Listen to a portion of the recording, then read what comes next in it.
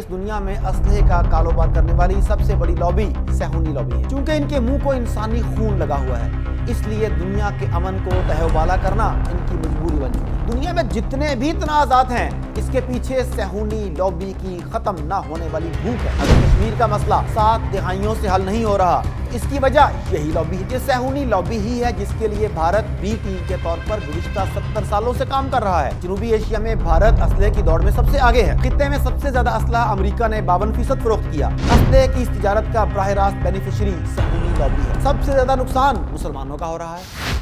अस्सलाम वालेकुम नाजरीन, ये रोज़े अव्वल से रविश है कि इस दुनिया में असलहे का कारोबार करने वाली सबसे बड़ी लॉबी सहूनी लॉबी है। चूंकि इनके मुंह को इंसानी खून लगा हुआ है, इसलिए दुनिया के अमन को तहवाला करना इनकी मजबूरी बन चुकी है। आपको ये जानकर हैरत होगी कि दूसरी जंग अज़ीम के बाद अमरीकी साम्राज्य ने दुनिया भर में जालिम, खूंखार, इंसानियत दुश्मन और वतन फरोश डिक्टेटर्स की परवरिश दरअसल अपनी असलहा साज फैक्ट्रियों को बिला तातुल चलाने के लिए की। ये डिक्टेटर्स अपने पड़ोसी ममालिक के साथ जंग छेड़ते और यूं फ्री के मुखालिफ मजबूरन सहूनी लॉबी के ट्रैप में फंस जाता। नाजरीन, आलमी असलहे की सबसे बड़ी सौदागर सहूनी लॉबी हमेशा जंगों की तलाश में रहती है। दूसरी जंग अज़ीम के बाद दुनिया में जितनी भी छोटी बड़ी जंगें हुईं, इसके मास्टरमाइंड्स पेंटागन के सहूनी जर्नल्स ही थे और ये सिलसिला आज तक जारी है। सबसे अहम बात यह कि आज दुनिया में जितने भी तनाज़ात हैं, इसके पीछे सहूनी लॉबी की खत्म ना होने वाली भूख है।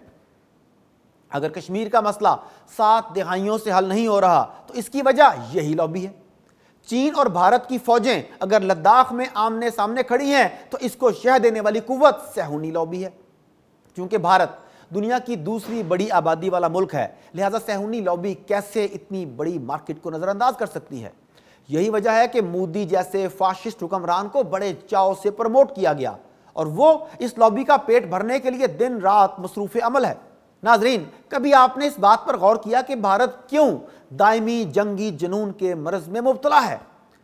क्यों भारत का मीडिया जंग को हवा देने में मसरूफ रहता है? क्यों भारतीय जर्नल्स दिन रात चीन और पाकिस्तान को धमकियां देते हैं? क्यों फॉल्स फ्लैग ऑपरेशंस का राग लापते हैं?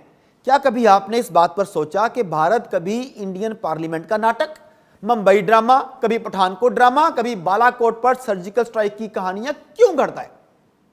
इसका जवाब सीधा सा है, सहूनी लॉबी। जी हाँ, ये सहूनी लॉबी ही है जिसके लिए भारत बी टीम के तौर पर गुज़िश्ता 70 सालों से काम कर रहा है और अब मोदी के आने के बाद ये सिलसिला नाकाबिल यकीन हद तक तेज हो गया है। नाजरीन, मैं ये क्यों कह रहा हूँ, किस बुनियाद पर कह रहा हूँ? The Stockholm international Peace Research institute की वो रिपोर्ट मेरे सामने हैं जो हर साल असलहे के कारोबार से मुतल्लिक वो जारी करती हैं।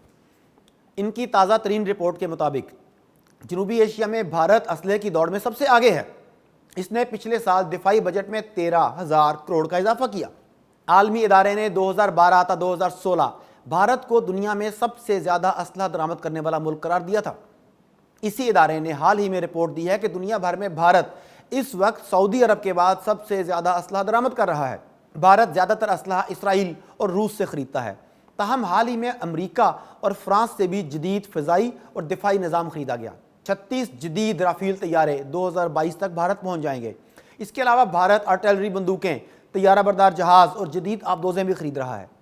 हैरानकुन बात यह है कि कोरोना वबा के दौरान जब बाकी सारी दुनिया इस वबा से बचाव के लिए मास्क और अद्वियात खरीद रही थी, तदाबीर कर रही थी, उस वक्त भी मोदी की अव्वलीन तरजीह असलहे की खरीदारी थी। नाजरीन, ये सवाल आपके जहन में ज़रूर आ रहा होगा कि आखिर भारत अरबों डॉलर्स क्यों असलहे की खरीदारी में झोंक रहा है, हालांकि भारत का शुमार दुनिया के गरीब मुल्कों में होता है। पहली वजह तो मैं बता चुका कि सहूनी लॉबी के लिए भारत एक पुरकशिश मार्केट है।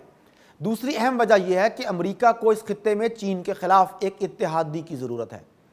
चीन अपना बिजनेस एम्पायर जनूबी एशिया में फैला रहा है और दूसरी तरफ अमेरिका अफगानिस्तान में तालिबान के हाथों अज़ियतनाक शिकस्त की वजह से पसपाई पर मजबूर हो चुका है।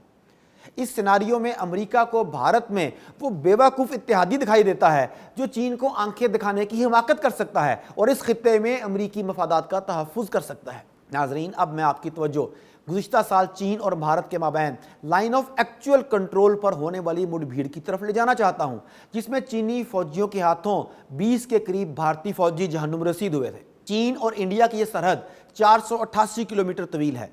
یہ سرحد جموں کشمیر، اتراکھنڈ، سکم، ہماچل پردیش اور اروناچل پردیش میں انڈیا سے ملتی ہے۔ اس لیے خدشہ یہ پیدا ہو گیا تھا کہ وادی گلوان میں ہونے والی جھڑپ کہیں تمام سرحدی علاقوں تک نہ پھیل جائے۔ اس لیے معاملات کو مذاکرات کی میز پر حل کرنے کی کوشش کی گئی۔ گو کہ حالات اب پرسکون ہیں، لیکن یہ کسی بڑے طوفان کا پیش خیمہ ثابت ہو سکتے ہیں، کیونکہ چین کسی صورت پیچھے ہٹنے کو تیار نہیں۔ چین کی حیران کن کارروائی نے مودی کو اس قدر حواس باختہ کر دیا ہے کہ اب وہ دھڑا دھڑ اسلحے کا آرڈر دے رہا ہے۔ اب آپ خود فیصلہ کیجئے کہ چین اور بھارت کے مابین سرحدی کشمکش کا بینیفیشری کون ہے۔ یہ بات بھی کسی سے پوشیدہ نہیں کہ بھارت کا اصل ٹارگٹ پاکستان ہے۔ چین چونکہ بہت بڑی معاشی طاقت ہے، اس لیے چینیوں کے ساتھ طاقت کی زبان میں بات نہیں ہو سکتی۔ ہر وقت پاکستان کو سبق سکھانے کی دھمکی دینے والے بھارتی سورما جس طرح چین کے آگے ڈھیر ہوئے، وہ بھی دیکھنے کے قابل ہے۔ پاکستان چونکہ معاشی طور پر ایک نسبتاً کمزور ملک ہے، اس لیے آئے روز بھارتی جرنیلوں کی دھمکیاں سمجھ میں آتی ہیں۔ ناظرین، اب میں آپ کو دوبارہ stock home international peace research institute کی سالانہ رپورٹ برائے 2021 کی طرف لے جاتا ہوں۔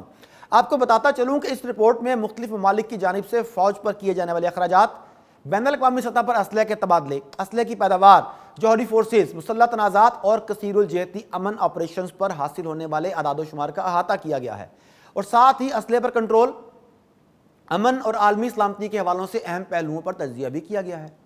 اس ادارے نے 164 ممالک کو دنیا میں گزشتہ 5 سال کے دوران اسلحے کا سب سے بڑا درآمد کنندہ قرار دیا۔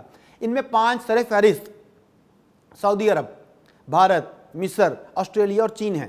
ان ممالک نے دنیا میں کی گئی اسلحے کی مجموعی درآمدات کا 36% حصہ لیا، ماں سوائے مصر کے، جس نے متحدہ عرب امارات کی جگہ سنبھال لی ہے۔ 2011 سے 2015 تک تمام 5 ممالک وہی رہے، لیکن ترتیب میں معمولی رد و بدل نظر آیا۔ سب سے اہم بات سعودی عرب کا اول نمبر پر ہونا ہے، اور یہ ملک 2016 تا 2020 میں دنیا میں اسلحے کا سب سے بڑا خریدار بن گیا۔ ناظرین، خطے میں سب سے زیادہ اسلحہ امریکہ نے 52% فروخت کیا، جس کے بعد روس 13% اور فرانس 12% کے ساتھ شامل ہیں۔ آپ دل پر ہاتھ رکھ کر بتائیے کہ یہ ممالک کس سے لڑنے کے لیے کھربوں ڈالر صہیونی لابی کی جیب میں ڈال رہے ہیں؟ کیا یہ فلسطین کو آزاد کروانے کے لیے اتنی خطیر رقم کے ساتھ اسلحہ خرید رہے ہیں؟ کیا ان کا ٹارگٹ بیت المقدس کو صہیونی شکنجے سے نکالنا ہے یا کشمیر آزاد کروانا ہے؟ اس کا سیدھا سادہ جواب یہ ہے کہ یہ سارے حکمران صہیونی لابی کے پٹھو ہیں، جو بقول ٹرمپ کے ہماری سیکیورٹی چھتری کے بغیر ایک دن بھی سروائیو نہیں کر سکتے۔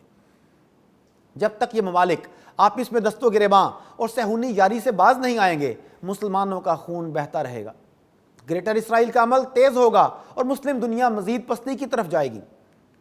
ناظرین، اسی ادارے کی رپورٹ میں بتایا گیا ہے کہ 2016 تا 2020 میں جن ممالک نے سب سے زیادہ اسلحہ برآمد کیا، ان میں امریکہ، روس، فرانس، جرمنی اور چین ہیں، جنہوں نے دنیا بھر میں خریدے گئے اسلحے کا 74% حصہ فروخت کیا۔ 2011 سے 2015 اور 2006 تا 2010 کے مقابلے میں یہ حصہ 73% تھا۔ سر فہرست 5 ممالک میں تیزی سے اضافہ کرتے ہوئے اسلحہ فروخت کرنے والے ممالک میں فرانس کا نام آتا ہے۔ گویا اس گنگا میں اسنان کرنے کے لیے اب امریکہ اور روس کے علاوہ دیگر ممالک بھی کود پڑے ہیں۔ ناظرین، رپورٹ میں یہ بھی کہا گیا ہے کہ 2011 تا 2015 میں بھارت کو سب سے زیادہ اسلحہ امریکہ نے فروخت کیا۔ آپ کو یہ جان کر حیرت ہوگی کہ بھارت کو اسلحہ فروخت کرنے والے ممالک میں اسرائیل کا دوسرا نمبر ہے۔ اسرائیل اور بھارت کی مسلمانوں سے دشمنی اس پارٹنرشپ کو نئی بلندیوں تک لے جانے میں بہت معاون ثابت ہو رہی ہے۔ ایک نے 90 لاکھ کشمیریوں کو قید کیا ہے تو دوسروں نے لاکھوں فلسطینیوں کا جینا دوبر کیا ہے۔ گویا صہیونی لابی اس صورتحال کو خوب کیش کر رہی ہے، کیونکہ بھارت جیسی مارکیٹ آسانی سے نظر انداز نہیں کی جا سکتی۔ ناظرین، بھارت کو اسلحے کی فراہمی میں فرانس کا بھی بہت بڑا کردار ہے۔ اس فہرست میں فرانس کا تیسرا نمبر ہے۔ فرانس سے بھارت کو اسلحے کی برآمدات میں 709%، جبکہ اسرائیل سے 82% اضافہ ہوا ہے۔ 2016 تا 2020 کے دوران لڑاکا طیارے اور ایسوسیٹڈ میزائل بھارت کی درآمدات کا 50% حصہ رہا۔ یوں لگتا ہے کہ بھارت عالمی ساہوکاروں کی جنت بنتا جا رہا ہے، کیونکہ منافع کی ہوس کبھی ختم نہیں ہوتی۔ اگر بھارت میں مودی جیسے لیڈر ہوں تو پھر صہیونی لابی یقیناً بھارتیوں کی رگوں سے خون کشید کرنے میں کامیاب رہے گی۔ ستم ظریفی دیکھیے کہ اس وقت کرۂ ارض مختلف مسائل سے دوچار ہے، جن میں گلوبل وارمنگ، غربت، پانی کی قلت، خوراک کی کمیابی سر فہرست ہیں۔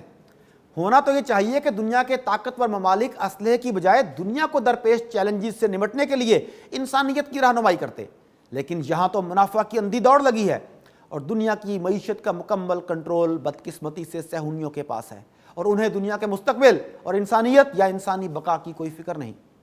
اسلحے کے یہ پجاری منافع کے لیے کسی بھی حد تک جانے سے گریز نہیں کرتے۔ ناظرین، اسلحے کی اس تجارت کا براہ راست بینیفیشری صہیونی لابی ہے۔ سب سے زیادہ نقصان مسلمانوں کا ہو رہا ہے۔ آپ دیکھیے کہ امیر مسلمان ممالک، خصوصاً عرب ممالک، اس وقت صہیونیوں کی خوفناک تجارت میں دست و بازو بنے ہوئے ہیں۔ وہ پیسہ جو مسلمانوں کی تعلیم، ارض مقدس کی بازیابی، کشمیر کی آزادی پہ صرف ہونا چاہیے تھا، وہ صہیونیوں کی بھوک مٹانے میں خرچ ہو رہا ہے۔ جب تک مسلمان حکمران صہیونیوں کے کاسہ لیس بنتے رہیں گے، مسلمان پستے رہیں گے۔ میرا مسلمان حکمرانوں سے سوال ہے کہ آخر کب تک یہ سلسلہ چلے گا؟ کیا آپ کو روز محشر پر یقین نہیں؟ کیا امت واحدہ کا تصور آپ کے سامنے کوئی معنی نہیں رکھتا؟ خدا را جاگیے، کیونکہ آپ کی پالیسیوں سے 1.5 ارب مسلمان پستی کی عطا گہرائیوں میں گر چکے ہیں۔ صہیونیوں کی چاکری سے دنیا میں آپ خود کو محفوظ تصور کر رہے ہیں، تو قیامت کے دن آپ سرکار دو عالم صلی اللہ علیہ وآلہ وسلم کو کیا جواب دیں گے؟ سوچئے گا ضرور۔